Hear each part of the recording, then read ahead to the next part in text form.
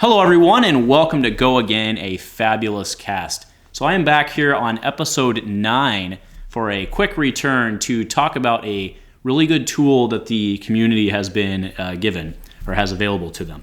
So every game that I've been a part of that has been successful for a long period of time has a third party, so a community driven deck builder, card database, etc. Right? If you want to go and look at all the cards, you can go on fabtcg.com.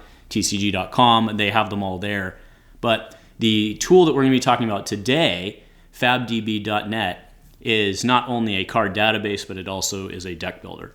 So an engine like this or a tool like this is something that communities can really use to just help them develop. It makes things easier. It also gives them a point of reference for sharing decks, going back and forth, and just keeping the database together. So that's what I want to do today is I want to go in depth on fabdb.net.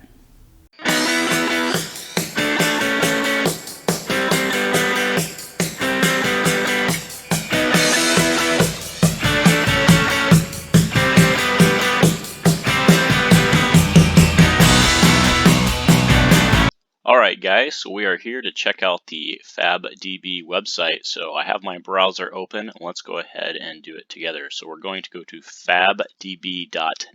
That is .net, it is not .com. Okay, so put in fabdb.net and we are here at the lovely splash screen. So first I want to walk people through how to log in because it's something that's a little different than what people are more used to. It's actually really cool, which will help from multiple devices. So you go to login register right here. Then what you have to do is you just put in your email address, and what it's going to do is it's going to pop a code. So I'm going to go ahead and put in my email address and then go send code. Okay. Then I'm going to go to my mail and we see that this code is here and we're going to copy it, and it doesn't matter that you guys are seeing it because it's unique to my email address. I'm going to drop in the authentication code.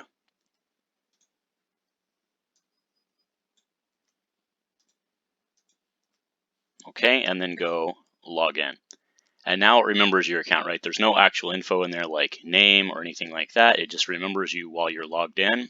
If you want to log out, all you have to do is just go log out, go to account, log out, and then you would just log back in, getting a new code.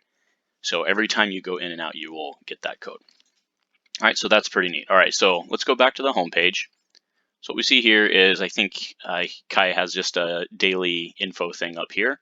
But what we're really going to care about, what I would really care about, is going to the cards, right? So we have a couple options here. You can go browse, just look at all the cards that are in there. He has images of all the cards.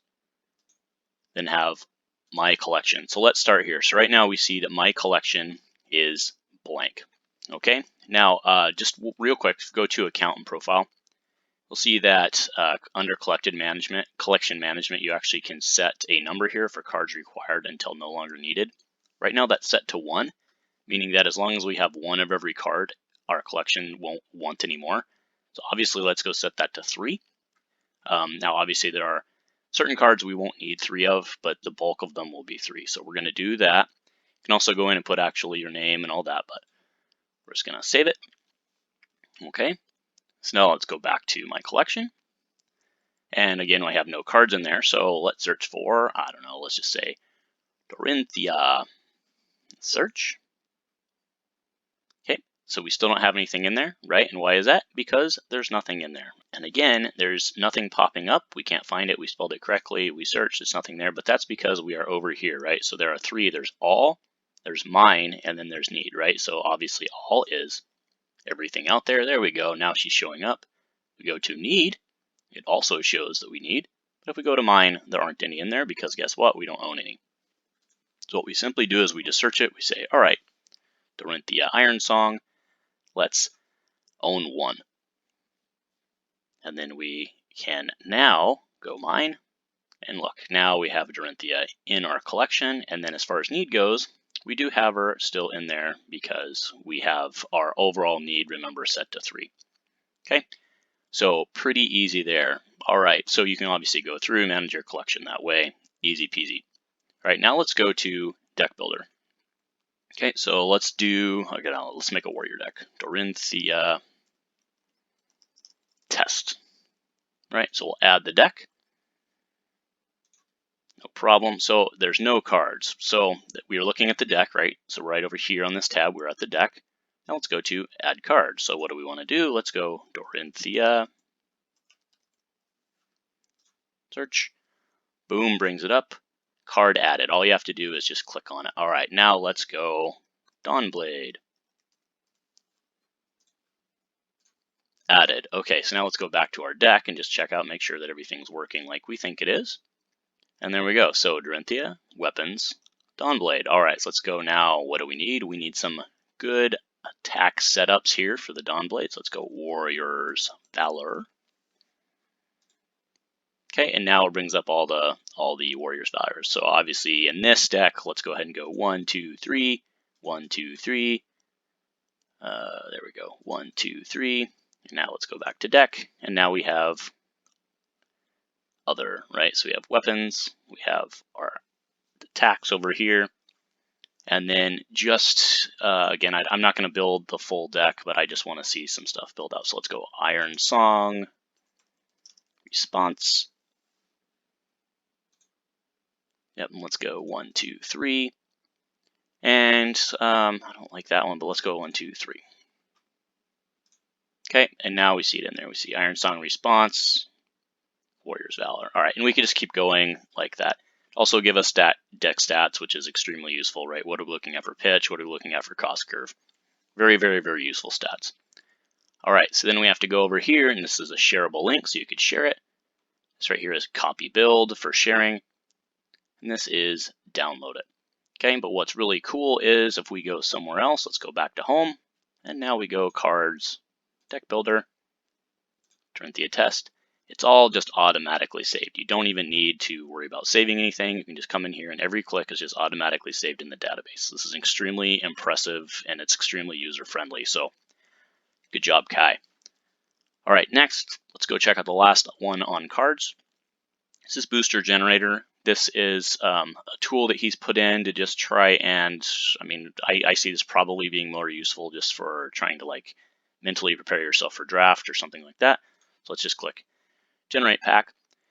The way he did this as well, I like, because he just lists the card. Of course, you can click on the card to expand it, but this way you can actually see the whole pack. So I haven't played around with this very much, but it's a cool little thing I can see a lot of people having a lot of fun with. All right, so next we go to support. So let's just talk about support, right? So he does have a Patreon to support this. Obviously, it costs some money to have the website plus his own personal time.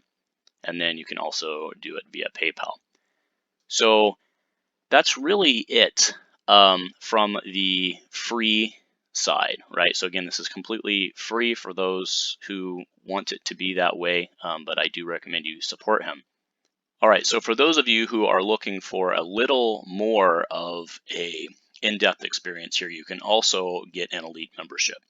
So where that comes into play is if you go to, let's go back to the deck builder, right? So we have my Dorinthia test deck that we built.